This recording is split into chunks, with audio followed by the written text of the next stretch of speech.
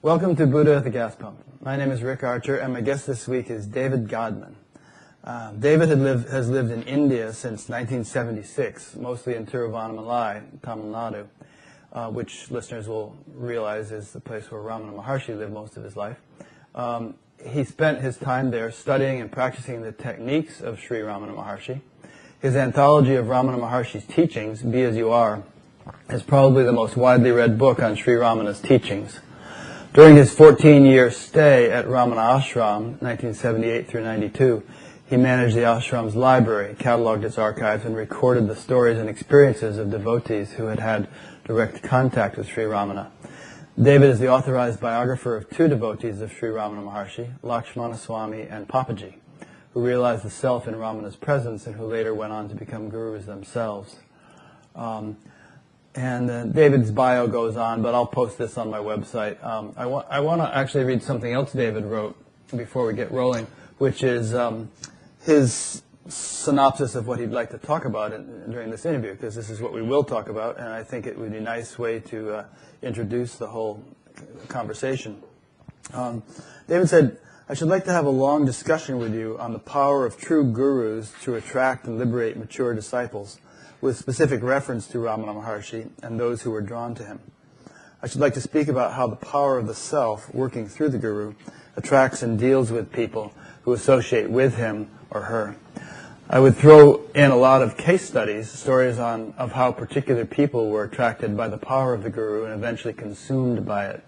These might include devotees such as Papaji, Lakshmana Swami, and Robert Adams, who went on to teach themselves, and also lesser-known figures such as Mastan, Muruganar, and Maurice Friedman, who had spectacular and interesting stories of their own.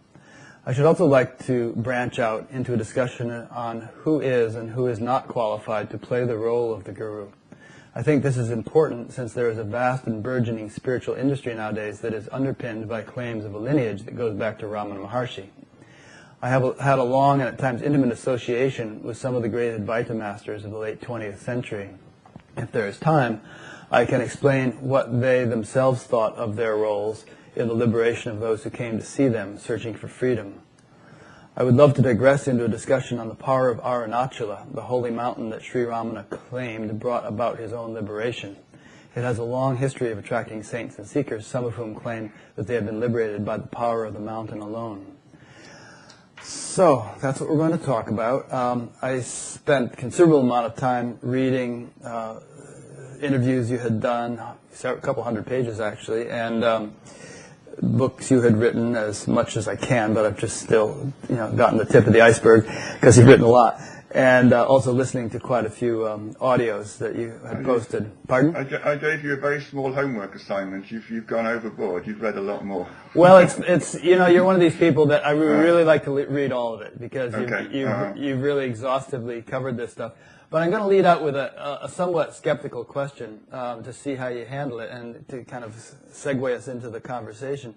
Did you get the feeling at any time, or do you still have the feeling, after all these thousands of pages you've written with biographical coverage of these great saints, that in a way you were offering a detailed description of the rind of an orange and can't really hope to convey the taste of the orange to anyone who reads it? In other words, if we could really step inside Ramana Maharshi's body, so to speak, and see the world through his eyes, how close could any verbal description of that state hope to do justice to the actual state? How many thousands of pages could you read and yet still not even get an inkling of what it was like to experience life as he experienced it? I agree entirely. I could write 1 million pages and it wouldn't begin to convey what it's like to be in that state. Ramana himself once said, he alone knows me who knows me as I truly am. Reading books doesn't give you that knowledge. Only having a direct experience of the self gives you that knowledge. Yeah. So what I can do is encourage people to find out more about this tradition. I can explain what the teachings are through which one can have an experience of this tradition, but I can't explain what the ultimate experience will be, nor can I persuade people to start on it. All I can do is lay out the information and say, take it or leave it. Yep.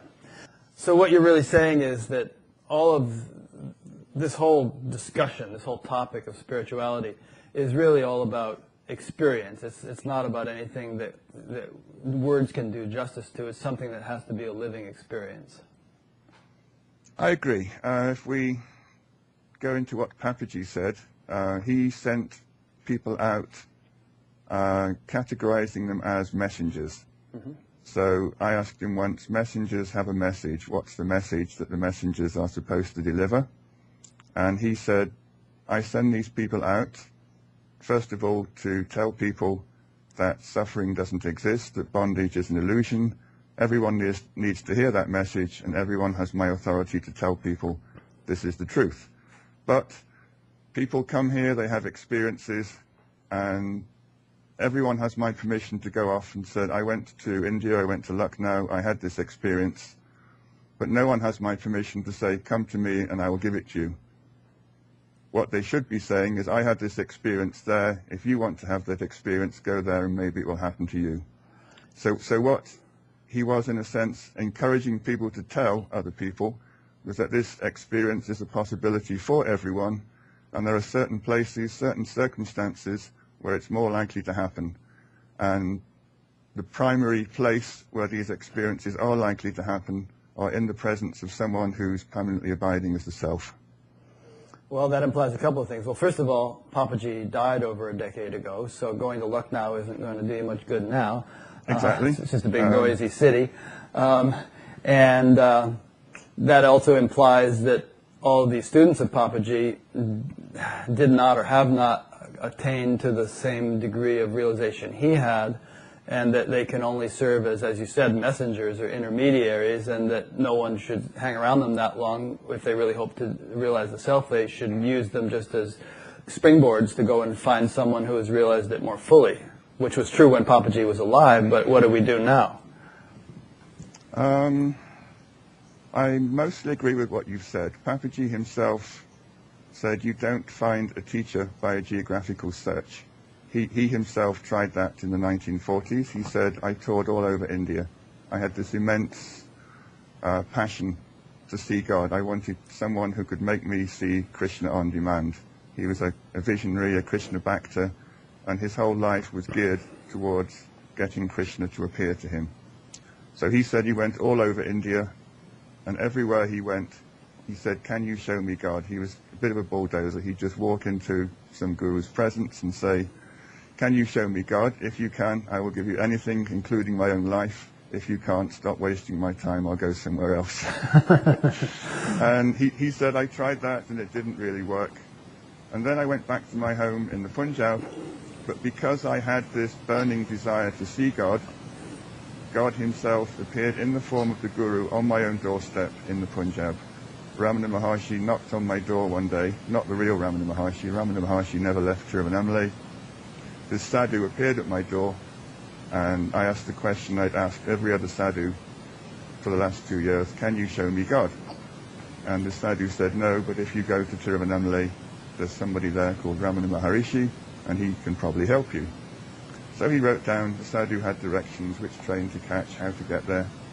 And he went there a few weeks later and saw the same man sitting on the couch and was a bit annoyed. He thought this sadhu in the Punjab had tricked him. But then everybody in the ashram said, no, he hasn't left here for 50 years. He's never been in the Punjab. So he realized that his passion to see God was so strong, it had elicited a response from this person he would eventually take to be his guru, who actually knocked on his door and told him where to go. So he said, my experience is hunting around for the right man is a bit of a lottery. You might find someone, you might not. But if you want it badly enough, if you want liberation badly enough, if you want God badly enough, God will knock on your door and show you where to go. Very interesting. Well, if you want it badly enough, you're likely to hunt. And so... well, he did. He wanted it badly enough when he hunted, but it didn't work. He said, just the wanting it, in the end, ultimately, I was so desperate, I cared about it so much, that Ramana somehow was compelled to knock on my door and tell me where to go. You know, it's interesting, that experience he had of Ramana showing up at his door, because I've interviewed at least maybe half a dozen people who had Ramana show up to them in one way or another before they even had heard of Ramana. Pamela Wilson, I mean, she had this strong desire. She wanted to know truth. She woke up in the middle of the night and there was this Indian guy sitting on her bed. Nick Conchitano had a similar vision. Bert Harding, walking down the street in Toronto or someplace, and he had this vision of Ramana. So I don't know what's going on, but it would almost seem that Ramana is kind of like still functional in some way, shape, or form, or perhaps just the divine knows to manifest in the form of Ramana so that people will eventually, you know, when they see a book or a picture of him, they'll say, oh, that's the guy I saw, and they'll pursue that. It's a mysterious thing. I talked to Lakshmana Swami, he's another direct disciple of Ramana, about this, and he said if you're ready enough, mature enough, then the self can take the form of a guru you will recognize.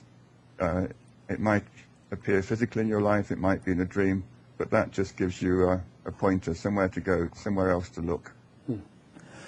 So there's really no sort of entity, Ramana, still hanging around on some subtle level, intervening in people's lives. You're just saying that the divine intelligence takes a form that people will recognize and connect with Ramana. I would disagree with probably most Ramana devotees who would probably take the position that there is a kind of cosmic Ramana up there intervening, looking after everybody's lives. When the liberated man dies, there is no name, no form that continues in any realm whatsoever. Oil into oil. Exactly. Yeah. So if you happen to have a particular predilection for Ramana's teachings or would benefit from following them, then I think the power that organizes, let's say, the universe for the greater good of the universe might take the form of Ramana, and he might say, go to see this man, he might say, go to Tiruvannamalai. So I think somehow the help comes in a recognizable form. You need a form to progress in the right direction. You can't take advice from the formless. If you're still tied to form, you need some recognizable form to move on to the next step. And so if you're a Christian, you might see Jesus or Exactly. Mother Mary, like the children of Lords and things like that. Exactly. Yeah. Okay. Well, that in itself is a fascinating topic, which, maybe we'll touch back upon as we go along. Just that the divine has this sort of intelligence to it. It's not just some flat, abstract, dead, absolute, but it has this lively intelligence which can orchestrate, not only orchestrate an incredible universe, but orchestrate visions like that which guide the seeker toward his destination. I think it's the Bhagavatam says if you take one step towards God, God takes 10 steps towards you. Mm-hmm. So all you have to do is want it or take one step in the right direction, and a whole mechanism kicks in that takes you in the right direction. Mm. And is there anything one can do to intensify one's wanting, or I suppose if anybody's listening to this interview, they've got it to some degree, that wanting. That's a very interesting topic, because back to Papaji again, he said desire for the self is ultimately what liberates you. It's not any particular practice, it's not a technique, a method, or Keep going. No, it's how badly you want it. Mm-hmm. He regarded desire for the self as a kind of fire that you had to fan the flames of. Mm. And he'd say things like, pour kerosene on this fire, this desire for freedom. And then people would say, yes, but how do I do it? And he said that desire for the self is, it's kind of inside you all the time. It's always pulling you in towards itself, but the intensity of that fire is veiled or diminished by your desire for everything that isn't the self. Mm-hmm. So there's nothing positive you can do to fan this flame, this desire for the self, except getting rid of all your other desires. He said to the extent that any desire for anything in the world, if you can diminish that, then you'll start to feel the pull of the self inside you, and that's the fire. And the more you get distracted by things that are not the self, the less you feel this desire that's pulling you in. That would sort of imply that people should all become recluses. No, it's not being attached to things that might distract you from this inner pull. Ramana Maharshi, let's go back to him. He came from a tradition where it was quite normal and acceptable to renounce the world, go off, sit in a cave, because people thought that's what you should do. You should cut down on all your distractions, your family, your job. And Ramana used to he never once in his whole life ever gave anyone permission to give up their family, give up their job. People regularly asked him if he would initiate them into sannyas, and he always said no. He said, wherever you go, you take your mind with you. The problem is not your circumstances, the problem is your attachment to the things in your life.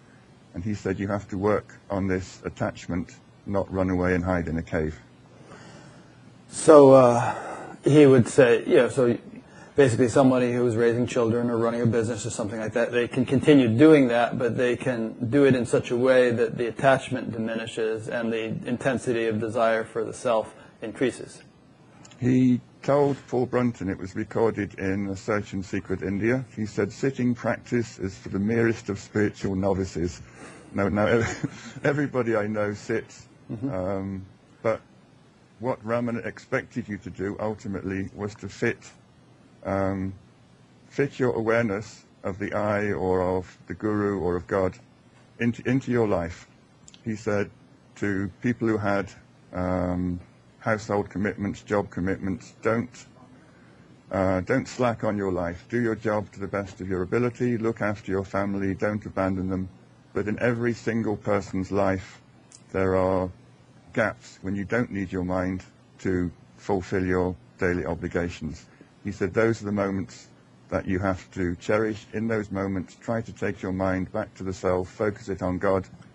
And he said if you use all your spare time moments being aware of the I thought, God, your teacher, whatever, then that creates a kind of current which will be a background hum to the rest of your life. Your life will go more smoothly. You'll have the peace during the busy times when you have to fulfill your duties. He never ever said run away. He said tackle the source of the problem, which is your attachment to the things that you desire. Mm-hmm. Well, I don't mind being labeled a mere spiritual novice, but for me, 45 years of sitting practice has integrated nicely with an active life and has kind of enhanced it. This is one bit of advice that Ramana gave that I don't know anyone who agrees with it. Yeah. I talked to Annamalai Swami. He was an exceptional devotee of Ramana, and Ramana kept him busy in Ramanashram for 12 years. Annamalai Swami actually told me, he said if he ever saw me sitting meditating, he'd invent a job for me to do. He'd just keep me busy dawn till dusk and tell me this same advice. Be the self in your spare mental moments, be the self. And he said I couldn't do it. Even though I had this great teacher, I could go and sit with him every evening. I'd go and sit with him. And my mind would just be a jumble of thoughts about all the jobs he'd given me that day, what I should be doing the next day. And he said it was only when Ramana said, okay, your work here is finished, you can go and meditate. He said as soon as I went to a neighboring Halakatu, a little place next to Ramanashram, he said I sat, I meditated all day, and suddenly it clicked. Huh. So even the best devotees who had private, personal, one-on-one time with Ramana every day couldn't accomplish this. So I'm not saying it's bad advice. I'm just saying that I don't know anyone who's managed to get to that state in an extremely busy working environment. Yeah. It reminds me of something Amma, the hugging saint, her approach has often been just to work and work and work people. And she said, just if you do enough seva, enough selfless service, then even just a little bit of meditation is going to, end the job for you. But if you do that prematurely without working out, I don't know, then it could be a long road. Well, interesting with Annamalai Swami, Bhagavan worked him excessively. Even everybody else in the ashram was wondering why this man was, the donkey of the ashram doing all the jobs. And then suddenly one day, Ramana turned to him and said, your karma is finished. And he repeated it 3 times, your karma is finished. Yeah. Somehow he'd fulfilled all the activities he had to do, his destiny, his obligations, all the physical activity he had to do. He burned it all up, and Bhagavan said, great, now you can go and meditate, your karma is finished. And then it clicked. Yeah. And then it clicked with him. I read a line in one of your books, I think it was Ramana said, knowledge can remain unshaken only after all the vasanas are rooted out. And if karma is stored in the form of vasanas or some scars or something like that, then obviously all these vasanas have to be rooted out before knowledge can be can dawn. Or he did say all the vasanas have to go. And let's define vasanas as we go along here. Vasanas are the desires to accomplish or achieve. The idea that you have to do things, accomplish things, and they come from all your past activities. So and they're stored as impressions, are they not? They're stored as impressions. They're what compel you to do all the things you do in your life. And some are stronger than others. And what Bhagavan is saying is they all cause you to project your attention outwards, that the things that you desire and want at a subtle metaphysical level, they actually create the world in front of you so that you can enjoy the desires that you have lurking inside you. And he said, so long as this natural compulsion to extrovert is there, you're not going to make your sense of individuality subside and disappear. So he said, I tell people the world is unreal simply because if you have that attitude, your mind has less and less interest in the things that are going on around you. They don't jump out, they don't get excited over things that you might do, things that you might accomplish. So he said the I has to be attenuated. Let's say it has to be attenuated to the point where it rests content without continually jumping out to thoughts, perceptions. And he said in that state where it no longer has the momentum to move out, the self is capable of pulling it into itself and destroying it. He said the self cannot destroy an I that still has a lot of energy that's extroverting out into the world. It can only pull into itself and destroy a mind that no longer wants to look outside of itself. But it sounds like that is achieved by degrees through the practice of self-inquiry, as I understand it, that, one begins self-inquiry and one is not ultimately successful on day one, but the habit the habit of extroversion is reversed gradually, and one becomes more and more accustomed to sort of resting in the self. I talk to a lot of people, I email a lot of people, and the standard complaint is, I've done this for whatever, 3 months, 3 years, 10 years, and it's not working. It's a very hard process or technique to evaluate where you are. There's no magic bullet for most people. It's just a steady, continuous deconditioning of the mind over time until you reach a point where you really don't have a perpetual interest in connecting with things in the world. Now, you did a lot of self-inquiry practice and probably still do it, right? Yes. And I mean, sometimes I think you said 8 hours a day you were doing self-inquiry as an actual sitting practice. Right. And probably you and Michael. What's Michael's last name again? Michael James. James, whom I interviewed recently, and you guys are among the top 1% at least of people who have taken this seriously and really given it your all. For decades now. So, what is your experience? How efficacious has it been? There's a very nice quote by Arthur Osborne, who was Ramana's biographer, and he also edited the collected works. And he said, self-inquiry is a win-win practice. Either you get peaceful and quiet, or you get enlightened. What's not to like about it? Yeah. There doesn't seem to be a downside to it. It's not a weird yogic practice where strange psychotic episodes might come if you're not having proper supervision. I think if you are sincere, if you work hard at it, then your life improves, your mental state improves, and if you're lucky, ready, and mature, then you get enlightened. Sounds good to me. So in other words, benefits accrue from day one, and they accumulate, perhaps? Yes and no. I think there's a standard trajectory, and this is why people complain. I think when you start, then many people say, oh, it was so peaceful, I got these amazing, quiet, silent, blissful states, and then they wore off.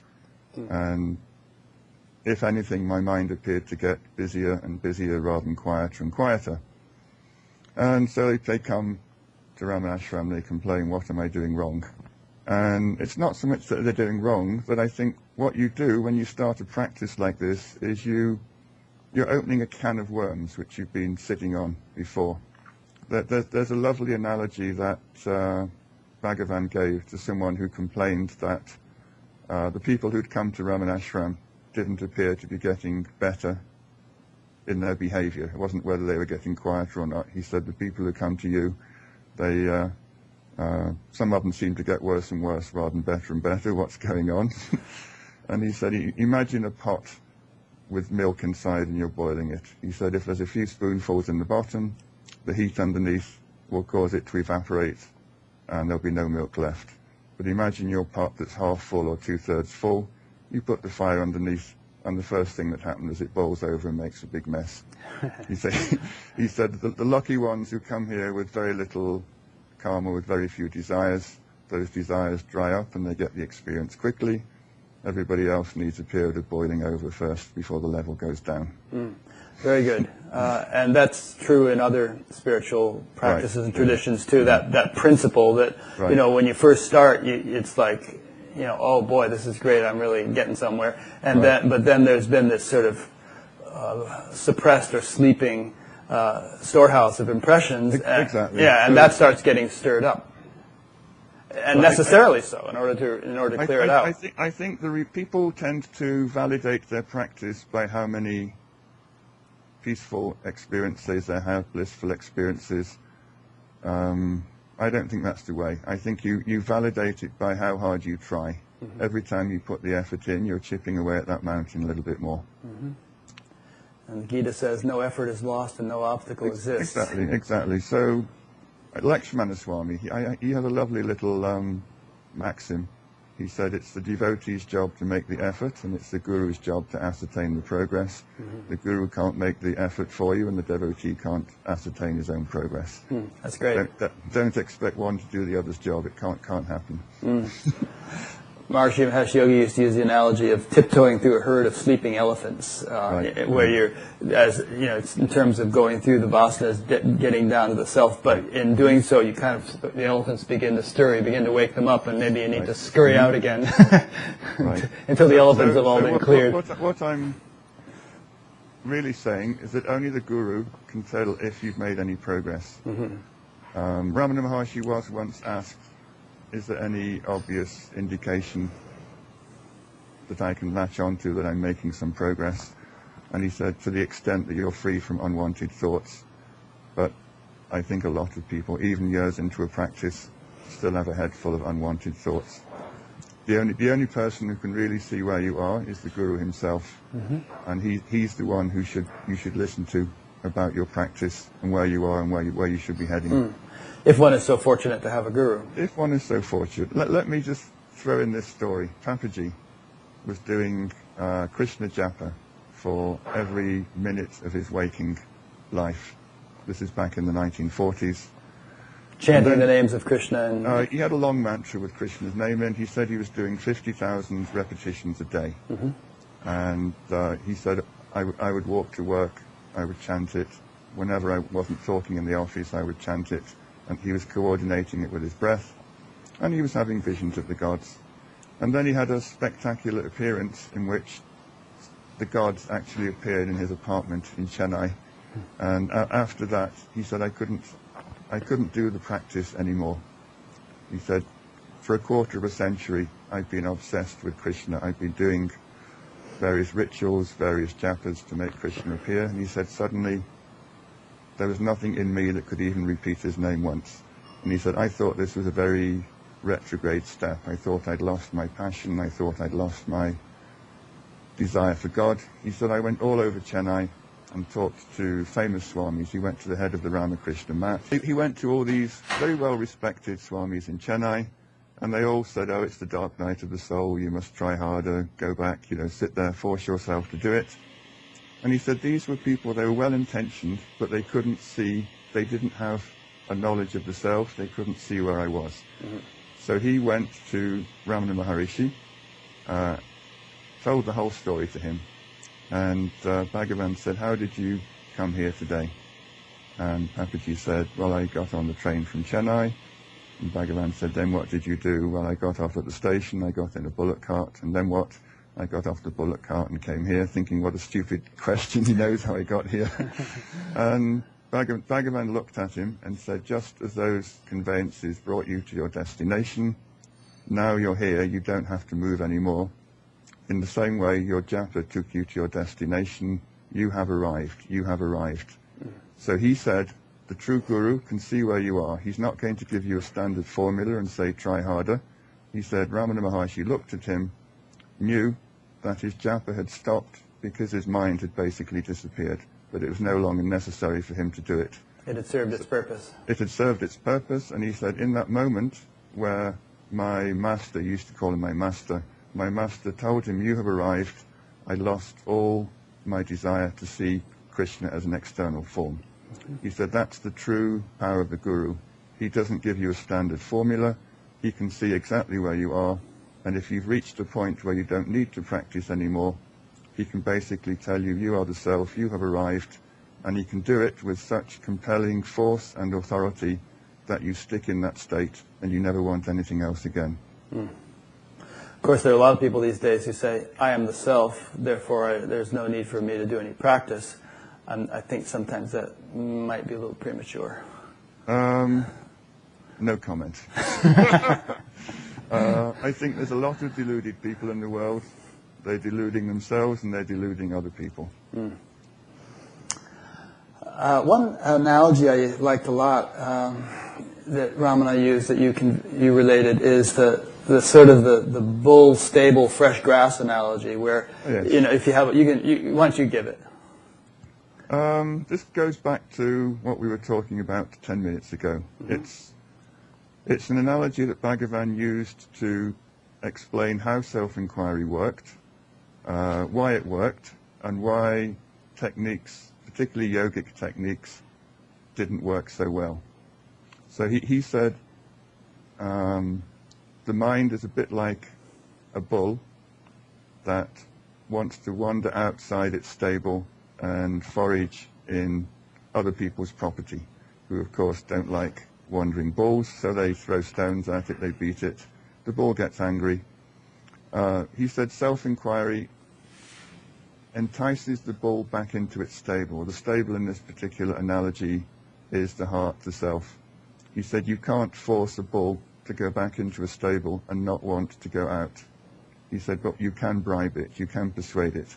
He said self-inquiry is the equivalent of putting a handful of fresh grass under the bull's nose and slowly leading it back into its stable. This has to be done again and again and again, because the vasanas of the bull aren't going to disappear in one trip back to the stable. Half an hour later, it will want to go out and cause some more damage again. So eventually, he said, Ramana, just be patient. Don't restrain the bull. Don't force it to be in a particular place. Offer it something tasty and slowly, slowly take it back into the stable, which is the heart. And keep lots of grass in the stable. He said, sooner or later, even the most stubborn and the most aggressive bull, something will click and it will think, if I go outside, people are going to throw stones at me and beat me. If I stay here, there's enough grass, and I'll stay here and be happy. He said that's how the process of inquiry works. The I is always going outside, getting into trouble, suffering, and Ramana said, take it back into the heart, not forcibly, just slowly, slowly, persuade it to go back. Let it stick there for even 1 or 2 seconds, enjoy a bit of peace, a bit of happiness. And after some indeterminate point, the I will stop. It'll do a cost-benefit analysis, if you like. It will think, if I go out there, I'm going to suffer, I'll be in trouble. If I stay home, I'll be happy. And he said that's the tipping point. Once you've got to that point, the I will rest in the heart, it will enjoy the peace and happiness there. And when the self sees that the I no longer has any extroverting tendencies, then the power of the self will take over and destroy it. Mm-hmm.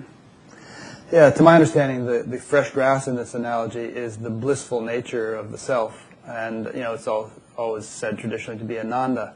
And and the mind obviously does have a natural tendency to, seek greater happiness. Right. And so if the self-inquiry process can give the mind intimations of greater happiness in the inward direction, it's naturally going to follow along and arrive at that source of happiness.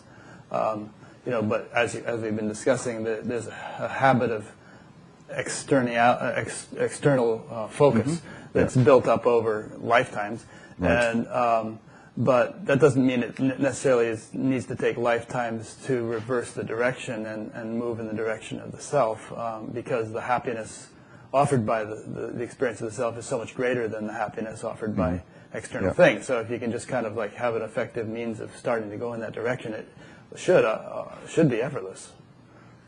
It depends where you are when you start. It's not a level playing field. We don't all come to this life. We're not equally talented athletes on the starting line with the same distance to cover. Mm-hmm. There are people who come to this life and all they have to do is say, "Who am I?" once, and they get it. Yeah. And there are people who try 50 years and work really hard. They're sincere. They try hard, but they haven't had the work done in previous lives. They're not ready to ask that question once and get the right answer. Mm-hmm. So I know a couple of people. Like Papaji told me, he said, if I'd asked myself, "Who am I?" once when I was 8, I wouldn't have wasted my 25 years running after Krishna. You think he would have realized? I guess he's saying he would have. He would have been one of those rare people. This is very interesting in that he had a direct experience of the self when he was very, very young, spontaneous. And he said that his mother, who was a big Krishna Bhakta, brainwashed him into believing that the experience he had was of Krishna, and that somehow he had to get it back by worshipping Krishna. I see. And he said, I spent the next 25 years looking for a form of God outside myself, because when that form of God actually appeared, I would have these incredibly blissful experiences. And he said what Bhagavan did for him, he said that experience never really left me, which I found a little bit odd, because he went through a period of being in the army, being what the British would call a terrorist. He was making bombs and trying to derail trains. This was after his meeting with Ramana? No. In the late 20s, early 30s. He was not a Gandhian. He didn't believe in non-violence. He wanted to throw out the British by force. Mm-hmm. So he had a period when he was in a gang that was committing quite violent acts. And then he said he actually joined the British Army to learn how to use armaments to fight the British later on. But he said, all through this, he said this background experience he'd had as a boy was still there. There's this lovely story he tells. He actually graduated from a military academy, so he became an officer in the British Army. And he said at night, he used to lock himself in his room and dress up in a sari. He'd put makeup on, he'd put jewelry on, and he'd dance to Krishna all night. And he said, I was just so ecstatic in the morning. I'd come out, and the commanding officer said, don't serve that man any drink. He looks drunk. He looks drunk all the time. He said, I was so drunk on Krishna, I had this silly grin on my face all day while I was in the army. Huh. But he said, I was brainwashed into looking for an external God, and it was Ramana Maharishi who, through the power of his own experience, made me understand that there's nothing external to the self that I needed to look for. Mm-hmm. He said the experience was there all the time. He said, somehow I'd got this defective belief that I had to look for God outside myself, and it was the role of my guru to tell me that there was nothing outside myself that I needed to look for. And interestingly, I went through his diaries, his journals, which he wrote in the 1980s, and he had isolated quotes from other famous Indian saints, Tukaram, Mirabai, and he said all of these people who were obsessed with getting visions of God somehow got sidetracked by the incredible bliss. He said you can't believe just how blissful it is. It's an addiction. You become addicted to the bliss. You become addicted to the form of your God. And he said it's really, really hard to stop. And he said he found a verse in Tukaram where Tukaram finally renounced his addiction to the form of God. He said he'd found similar verses in Mirabai, and he said I could relate to that. I spent decades in states of ecstasy, bliss, but they weren't the silence, the peace of the self. And it was my guru who somehow stopped this passion for seeing external gods and made me be satisfied with self. Ananda Maya Kosha, bliss can be a sheath. Exactly. So as he said, my addiction to the form of Krishna was what kept me away from the self for a quarter of a century. He said if I'd once asked myself, who am I, the I would have gone back to its source and disappeared. And yet, if we regard everything as well and wisely put, I mean, Ramana told them that your japa brought you to this state of fruition. Yeah, yeah. So it had its... He had a very interesting... what's the way? He said, I experience words. He said, if I say mango, you might, on the basis of having tasted a mango before, get this kind of mental image of what a mango tastes like. He said, if someone says mango to me, I actually taste it. It's like the taste receptors in my brain actually kick in for mango taste. And he said, if someone had said to me when I was young, I, what is this I? He said, I'm absolutely sure I would have experienced that I, because that's the way my brain worked. I had this ability to experience words. It's called Rithambara Pragya. Where you can actually have the thought of anything and it manifests in your experience. We're talking about the level playing field again, the starting line. Yeah. He said I was a yogi in my last life. I was going into samadhi. He didn't start from the same starting point that most of the rest of us start from. Right. And as I recall in your book, you mentioned, or in one of your interviews, that even from the young age, people were kind of attracted to him as some sort of guru. They would meet him even as a child. And there's something about this guy, So I collected all his stories, and it seemed a nice linear progression, some nice childhood experiences, what seemed to be a bit of a wayward tilt in his youth when he became a terrorist, and then back to Ramana a bit later. Arjuna was a bit of a terrorist. And he had the experience. So I asked him at one point, I said, when did you first start being a guru? Thinking he would say, a couple of years after leaving Ramana. And he said, when I was 8 years old. Yeah. And for those who don't know, when he was 8, he had a compulsion to pretend to be a Buddhist monk. He fell in love with, he said, Buddha was my first guru. He said, I just saw a picture of the starving Buddha, and I just fell in love with this man, and I tried to replicate his life. And he said replicating his life involved stealing my mother's sari, kind of pretending it was a Buddhist robe, going around begging for food. This is an 8-year-old kid. And then he said, there was a public speaking platform in the local town. He said, I used to go up there and give speeches when I was 8-year-old, expounding Buddhism. And I said, what did you know about Buddhism when you were 8? He said, I have no idea, but I was very good at it. People listened. Wow. People listened. And he said that talent had always been there for him. He always had this ability to stand up and talk to people and make them interested in spiritual matters. So he has a daughter who was still alive, very nice lady, who had a great experience with Ramana. I can tell you that if you're interested. So I contacted her, and I said, your father says he started being a guru when he was 8 years old. What do you make of that? And she said, well, my memories of him, I was born in the 30s, go back to the late 1930s. We were moving around a lot. We had jobs in different places. And she told me that wherever we were, within a day of his arriving in that place, people would be banging on his door and coming to him for advice. And he said in some places people would be jumping in the window. We could lock our door but nothing could somehow hide the presence of this man wherever we were. Wherever we went, there was just like a magnetic field around him, and people would come. And that was even before he went to see Raman. He did seem to have that experience, but somehow he was externalizing it into a quest for Krishna.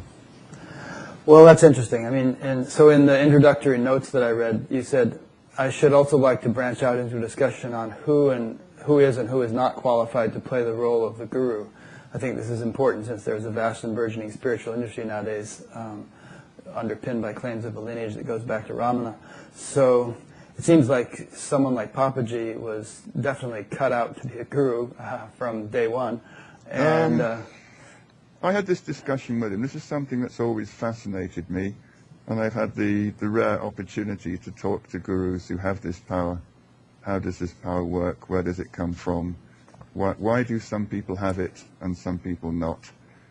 And Papaji's own answer was, if you're destined to be a teacher, the self will give you the power and the authority to say the right things and even enlighten people who come to you. Mm-hmm. He did accept that some people could be enlightened and that they didn't have that power. It wasn't their destiny to be a teacher. He said, if that is your destiny, you don't have to do anything to get that power is given to you. Whereas other teachers I've been to had different theories, different ideas on why some people have this power and some don't. Well, it would seem that you use the word qualified. It seems that there have to be some qualifications.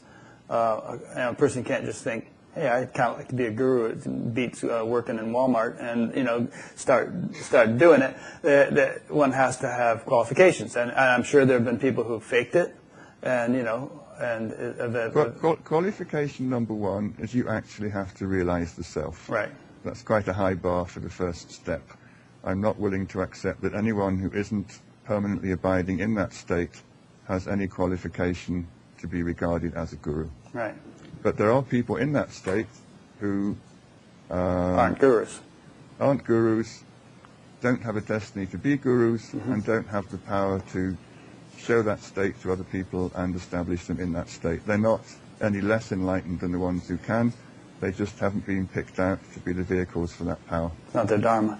So there are a lot of people out there teaching these days who probably wouldn't feel comfortable with the word guru. They wouldn't consider themselves gurus, but in a sense they're kind of mini gurus. I mean, guru just means what? Darkness, light. It's someone who can take you from darkness to light. And I'm sorry, yeah. Go ahead.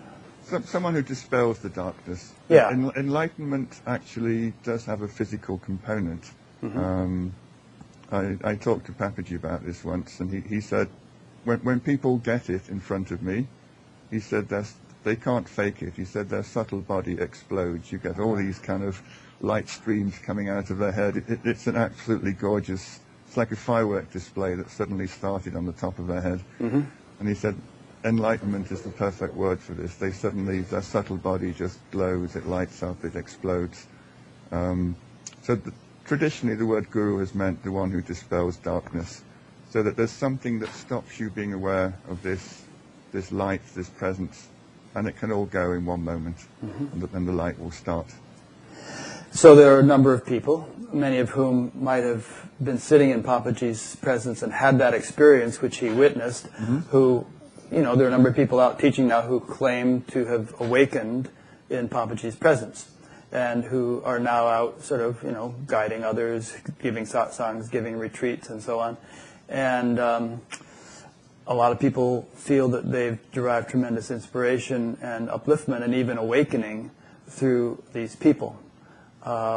So what's going on? Do you feel that these people are kind of not really qualified to be called gurus, but they're somehow serving a similar function? And in interviewing a number of them, they've all acknowledged to me that they feel that there's still greater depth and clarity to be realized, but they are serving a role which seems to be beneficial and not deluding people.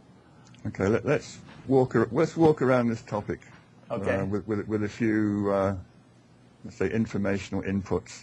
Okay. When I first met Papaji, just out of curiosity, because I like asking this sort of question. I said, how many jnanis have you met in your life?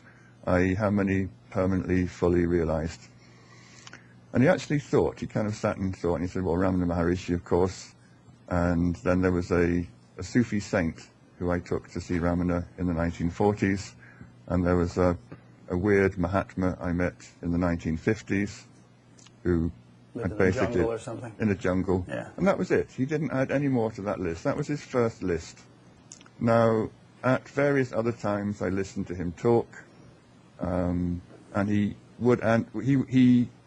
added Nisargadatta, who he met in the 1970s. He added J. Krishnamurti. He seemed to say good things about Nityananda. But the one interesting thing that I always got out of these lists, however long they were, they varied between about 3 and 6 people, was that not a single one of his own devotees ever made this list. Mm-hmm. So he, at no point, was prepared to go on the record and say, devotee X is a jnani, devotee X is a fully enlightened sage. I mean, I said that's level 1, that's the pre-qualification before we even decide who's got the extra Shakti to be the guru. He wasn't willing to concede that anyone who had come to him had got this final state of liberation. He did say to many people, you're enlightened. But in one very interesting, long conversation I had with him, he said that enlightenment is, in a way, it's stage 1. And from there you have to graduate to what his own guru, Ramana, said was the sahaja state, this natural state of permanent self-abidance. So although it seemed to many people that he was declaring a permanent enlightened state in the people he was saying, great, you're enlightened, if you pinned him down, he would say enlightenment is a sudden awareness of who you really are, but the final goal is this sahaja state, which he said his own guru was in. So we have a bit of a terminology issue here. Enlightenment we're defining now as, and you mentioned 5 minutes ago about people awakening in his presence and seeing all this light coming out in the subtle body and everything. So are you saying that he defined enlightenment as a temporary state of realization rather than an abiding state, and that its eventual stabilization alone could be qualified as true liberation, or are you saying something different? I think I'm saying what you just said. Okay. He was very, very hard to pin down on it. Oh. It was like grabbing soap in the bathtub, talking to him about this. Mm-hmm. So you have to, as I say, walk around this topic and look at his lists of people he thought had truly attained liberation. And he had high standards. I mean, he would sometimes say a handful of really famous people from the whole of spiritual history, say Sukadev or Kabir, and he didn't really have a long list of fully liberated beings. Right. So he had high standards. So this assembly line that was going on in front of him, you're enlightened, you're enlightened. I did just about get him to commit to the fact that these were not jnanis, these were not fully enlightened beings, that they had temporarily the full experience of the self, but it wasn't going to last because they still had vasanas that sooner or later were going to take over and bring them back into the realm of mind. There's an old Tibetan saying, which I've said far too many times in this interview show, but it's don't mistake understanding for realization. Don't mistake realization for liberation. So it implies that there are stages of realization or stages of enlightenment. No, there's levels of mind, there's levels of experience, there's no stages of liberation. Every liberated being is in the same state, everybody else is in a state of mind. Okay, I can grant you that. But these states of mind you refer to, right. Some of them are pretty much a far cry from the average state in which people live. Oh, yes. Yeah, they can be quite exalted. I mean, back to Ramana. Ramana said that even Nirvikalpa Samadhi, he said that's a very, very subtle state of the eye. Mm-hmm. You might have the full internalized experience of the self. Nirvikalpa means without break, right? It's just a continuous flow of self-awareness. But it's an internal samadhi. You can experience the self, it seems to me, in the same way that a jnani can. but you're not permanently abiding in that state. It's a temporary state, and you can't be in the world, you can't function normally. It's an internalized samadhi. And in that state, you might have a full experience, but he said there's a very subtle I still in there. It's not destroyed. And until that I is gone, you're not going to open your eyes and be a functioning jnani in the world, which is what Ramana said is the sahaja state. And I would suggest that there can even be states that aren't temporary, but also aren't final realization. And yet, for instance, I know people who experience or maintain pure awareness, self-awareness, 24/7. They can be. I have a friend, Francis Bennett. I interviewed him a couple of times, and he had a profound awakening. And ever since then, he's been awake nonstop throughout day and night. You know, he doesn't lose pure consciousness during sleep. But he recently had surgery, and under anesthesia, he lost it. He came out of that, and he said, well, "That was so strange, losing himself." And yet, he would be the first to tell you that he's got a good, bit to travel yet in terms of any kind of ultimate realization. He doesn't consider himself finished by any means. So let's go back to this guru business again, because Lakshmana Swami, he's of all the people I know, he's the strictest of you must have a human guru. The human guru is essential. And he said in that condition, that guru alone can see what state you're in. You can be experiencing the self. You can talk like a sage. You can believe that you've reached the goal. But the true guru can see what state you're in. And if you really are close to that final state, he can destroy the I inside you. He said that's the true role of the guru, to see what state you're in. And if you're anywhere close to it, to destroy the final attenuated I so that you never lose it again. So his own disciple, Saudama, there's a wonderful tape recording of her talking as if she's a fully enlightened sage. She's got the lingo, she's got the perfect descriptions of it. And as we were listening to it, he pressed his button and turned it off and said, "She sounds enlightened, doesn't she?" But she wasn't. I could see that there was still an I hiding. She wasn't mediating the world through her eyes. She wasn't mediating the experience. In that moment, she was fully experiencing the self. But I looked into her heart, and I could see that the I was not dead. He said, that's the moment you need the true guru. The true guru can see if that attenuated I is still there, and if it is, sooner or later it's going to come out. Yeah. Well, that doesn't contradict what I just said about Francis's experience, and probably hundreds and hundreds of other people. Many people have had this experience. Yeah. They're not deluding themselves. They can actually talk in the same way that the liberated sages talk. In that moment, the I think, is in abeyance. And that's really why you need to go to a true teacher who can see that hiding I, and in his presence, it will disappear for good, and you never have to worry about it again. Well, that begs the question, where do you find such a true teacher? By wanting it badly enough. And you think they're out there someplace? Papaji's dead, Ramana's dead, I get a lot of emails, and probably 1 in 3 from complete random strangers is where do I go to find the perfectly enlightened sage who can put me in that state. There's nobody I can recommend right now who, to my mind, is in that state and has that power to show that state to other people. I really wish there was. I'm not saying they don't exist. They don't have to come to me for permission to hang out their shingle and start their business. Right. I have high standards as well.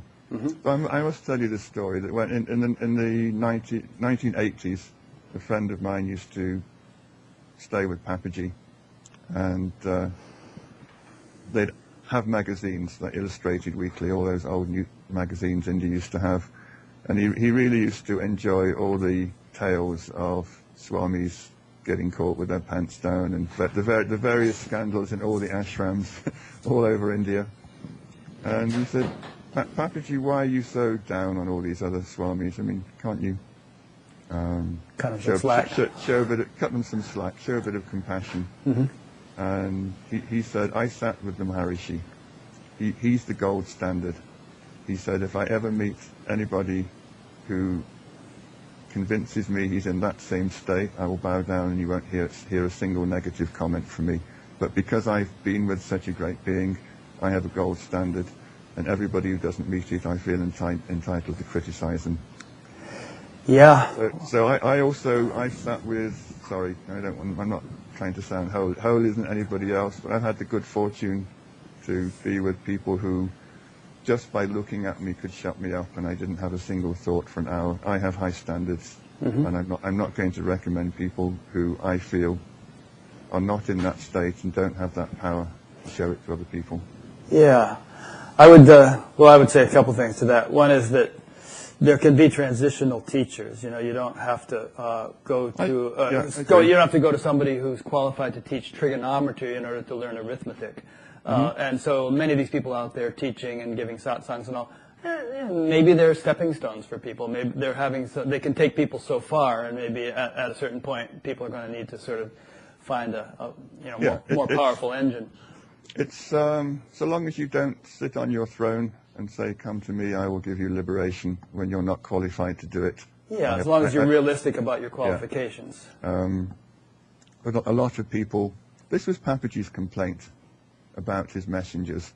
The really nice analogy. He said, I sent these people out as ambassadors. He said, ambassadors derive their authority from the home government. Ambassadors have a particular message which they've been told to deliver to people in a foreign country. So that was the status of the people I sent out. But he said their egos came up, and instead of being content with their ambassadorial role, they all set themselves up as kings and queens of their respective countries.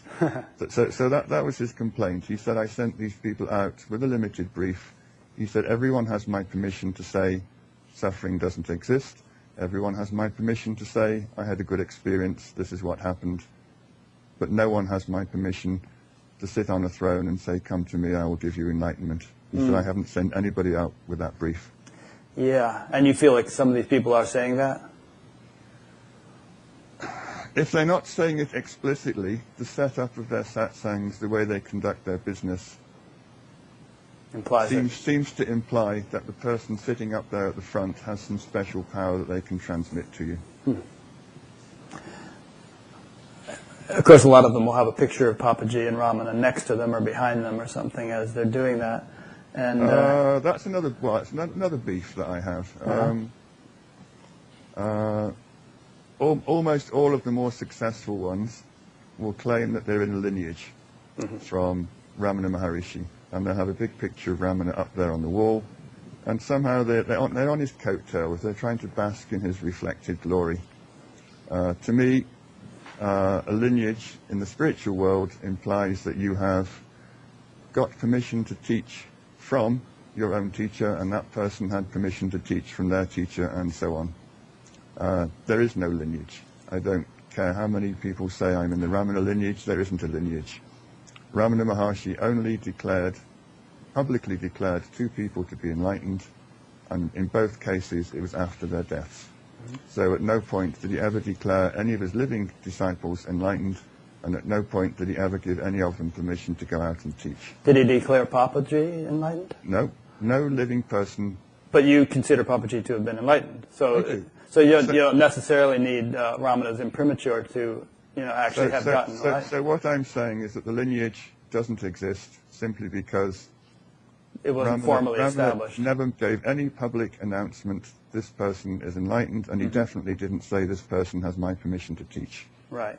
But if you're going to sort of give gratitude to what you consider to be the source of your knowledge, even if it wasn't officially, condoned, then I guess you're going to say, well, I'm really grateful to Papaji, and he's really grateful to Ramana, so there's this sort of lineage, even though it wasn't officially... Lineage implies authority. This is another way that people tend to persuade people that they've got the right to sit on that chair and tell you how to get enlightened.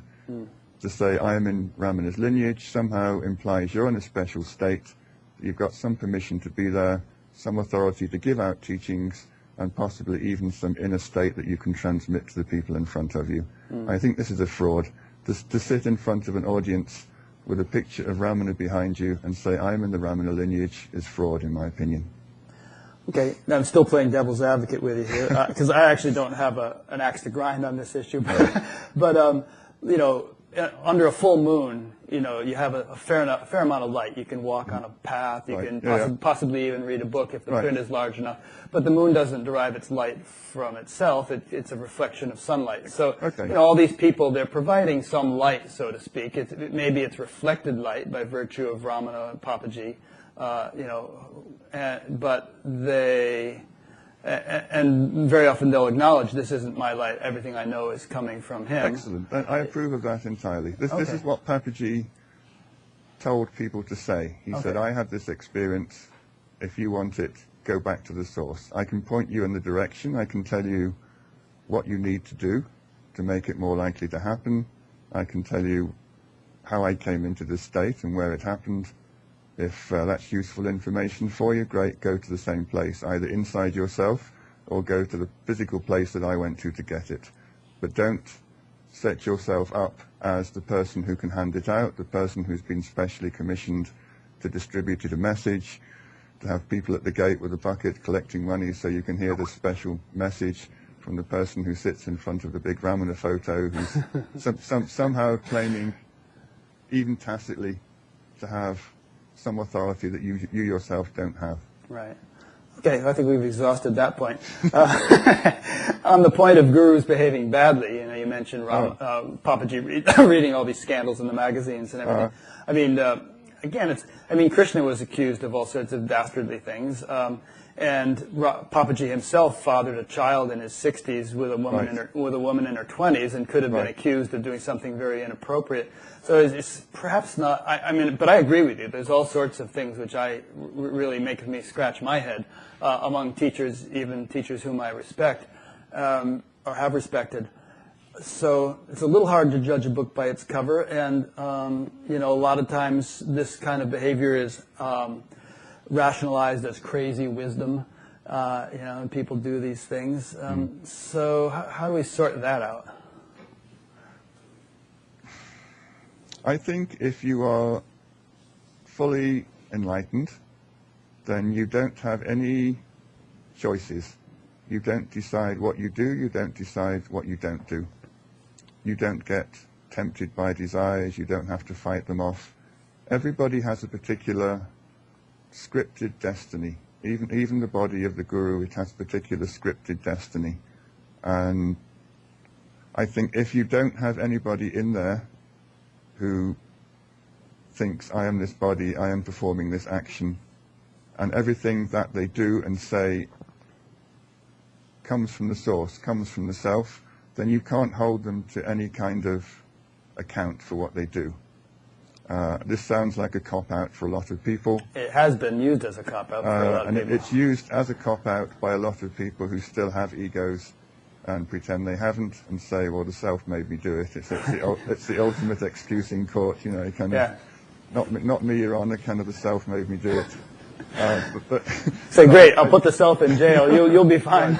But I do actually fully accept that once you reach a certain state, everything you do is caused by the power of the self, what you say, what you do, and that's the power that can enlighten other people. And if other people want to look at you and judge you on your behavior, they're missing a great opportunity. Yeah.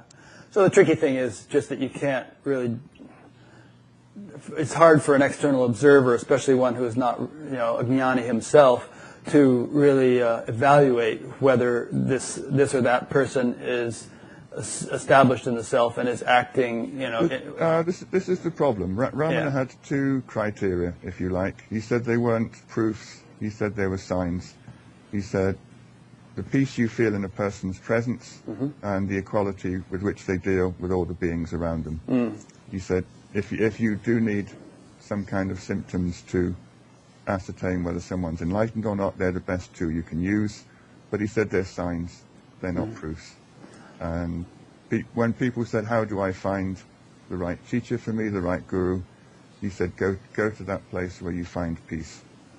So that can either be taken to be a particular person who has a peaceful emanation, or it could be inside yourself. And perhaps a little bit of both, because if you can really find that place within yourself, then you're going to be better able to find a genuine guru. and Right. and more kind of genuinely in need of finding one. Right. Yeah. Okay. So let's get back to our notes here. We've covered a lot of this stuff. I have a lot of notes actually. Well, we haven't talked much about Nisargadatta, and you had a pretty detailed, intensive association with him. Right. So let's talk about him for a bit. Is there a question, or do I talk? You just talk. I'll have questions. I really loved being with that man. I've been with a lot of teachers, and in retrospect, I think he was extraordinarily focused, organized.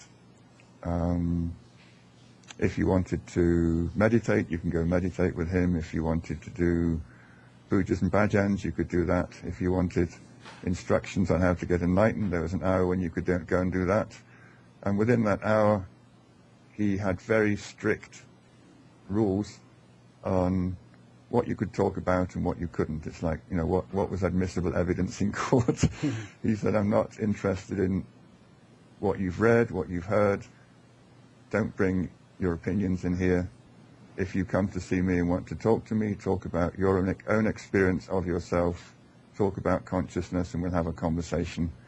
And taking that as the starting point, he had this uncanny knack of being able to show people who they were rather than who they thought they were. He had this amazing talent of, through argument, through just being generally feisty, through emanating an incredible Shakti, just sitting in front of him, almost nose to nose, you could actually say, yes, now I actually know and directly experience who I am, and all the ideas about who I thought I was 10 minutes ago before I came in, they're not right. I've had the experience. Yeah, I heard you say that when new people showed up, he would sit them down and put them through this grilling process about, Right.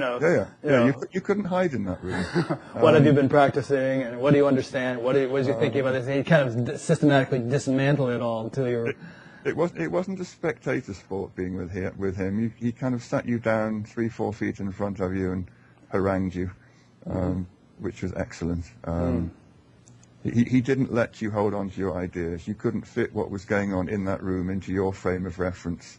He made you throw the whole frame away and get back into the state that he was in and was temporarily showing you when he talked to you. A little bit of an off-the-topic question, but one I've always been puzzled about is, his addiction to cigarettes. I didn't hear you mention this in any of your writings about him. One would think that would be a vasana, which would have been rooted out in the process of his awakening, and yet he maintained it throughout his life, and it eventually killed him. What do you make of that? It was his body. That was his business, by the way. Yeah, he sold cigarettes. He made them himself. When I went to see him, I used to smoke Ganesh bidis. Which were like the bland, middle of the road, not very strong. And I thought, okay, must switch to my guru's bidis. They're going to show a bit of brand loyalty. And I took one puff and I almost threw up. They were incredibly strong. Wow. And he just chain smoked them all day. What to say? He did give them up in the last year of his life, and he had the same physical withdrawal symptoms that any addict would go through. He physically couldn't sit still. Right. So his room was about let's say 25 feet long and about 12, 15 feet wide. Normally he would sit at one end and we would all sit in front. But for his detox period, he made a little channel down the middle of the room, and he would give satsang, pacing up and down this little strip in the middle. He was just so twitchy, he couldn't sit still and talk while he was giving up his bidis. So the body became a nicotine addict, a bidi addict, but in no way did it touch his knowledge, his experience of the self. It was just the body becoming addicted and then becoming de-addicted later. I think habits, personalities, somehow these can go on top of your experience. The thing is, you're not the person doing these things. So somehow the vasanas, if it is vasanas, which would result in cigarette smoking, rooting them out doesn't necessarily mean entirely eliminating them, but it means eliminating them to the extent that one is free of their binding influence, perhaps. He definitely had a body that had an addiction. Sure. But if you know you're not the body, then you don't have the addiction because you're not the body. And we all have addictions to breathing and food and stuff like that. I mean, we have to do them. Ramana had a talk about this. He said there are certain things that you can't avoid, eating, breathing. He said those aren't desires. You can't restrain them. You can't control them. Mm-hmm. He said don't worry about them. All of these teachers, they had to some extent physical peculiarities that you might think were vasanas. I mean, Ramana was an incredibly pure, saintly man, but he was obsessive over waste.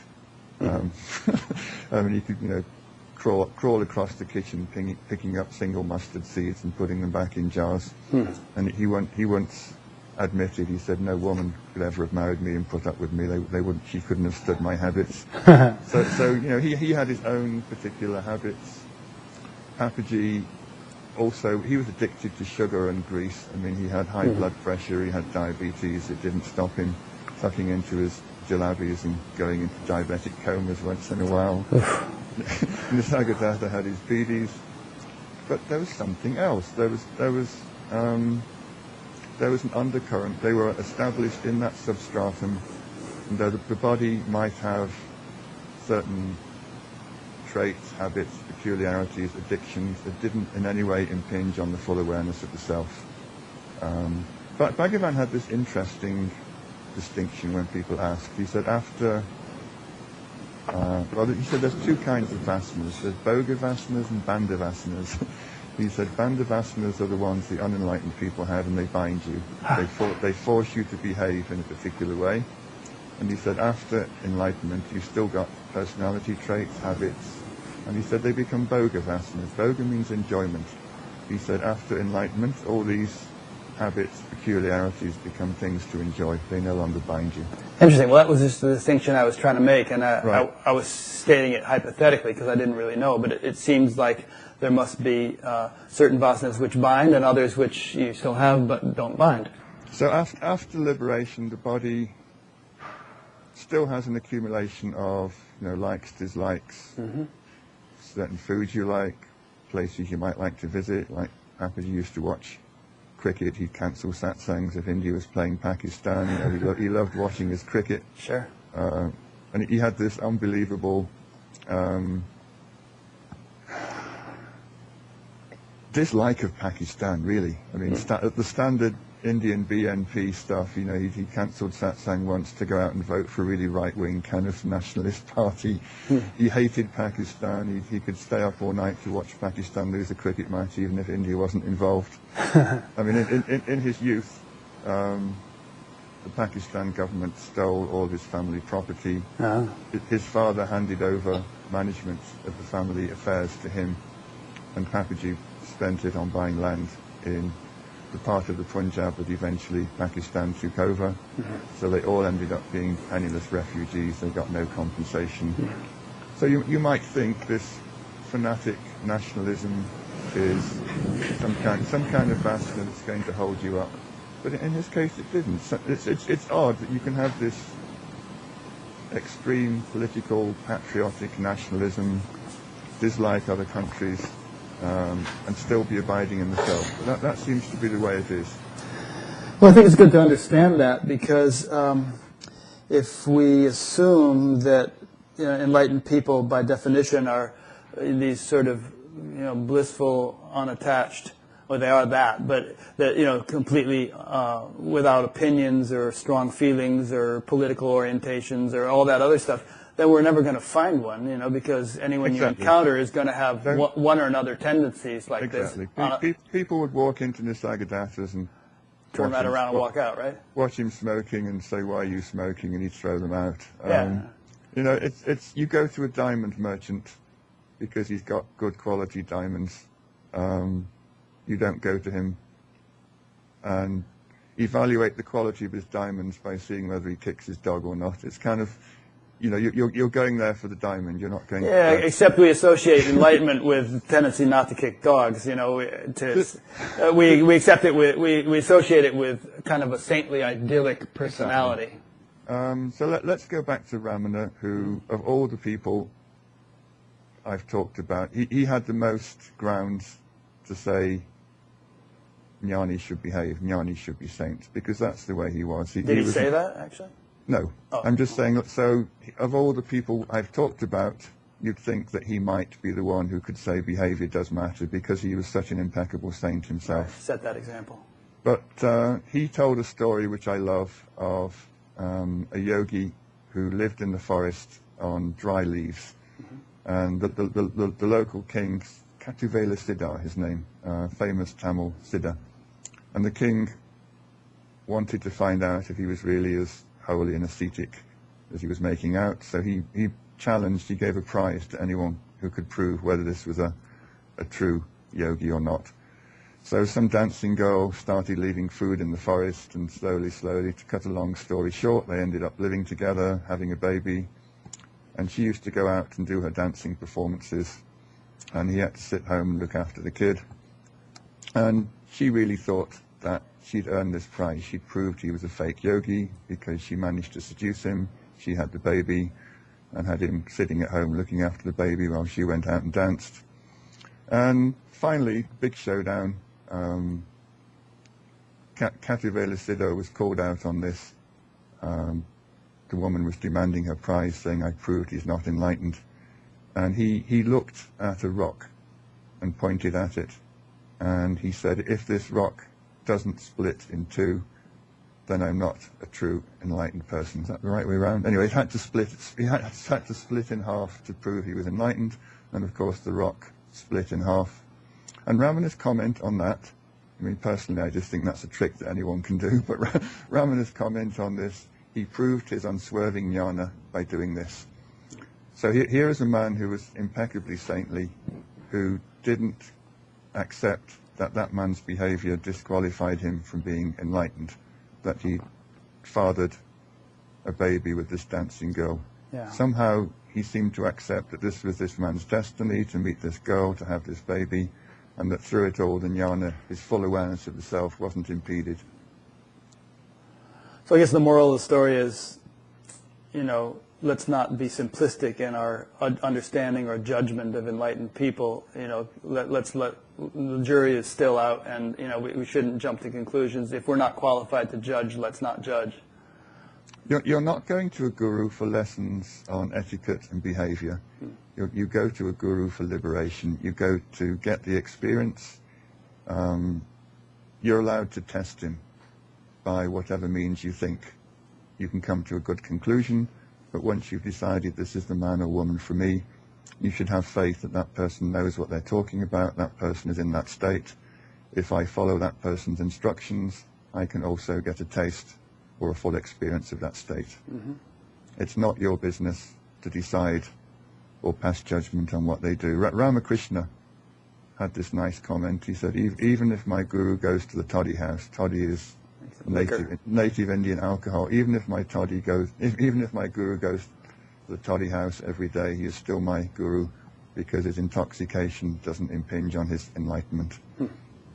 Interesting. So all the great gurus are saying, in effect, there is full awareness of the self, and that there can be, on top of that, distinct, peculiar, apparently desire-ridden personalities. But whatever the superstructure, the personality on top, it doesn't in any way impinge on that person's ability to function as a guru. Just to play on this just a little bit more, would you find someone who had fully realized the self, though, doing things which were actually harmful to people?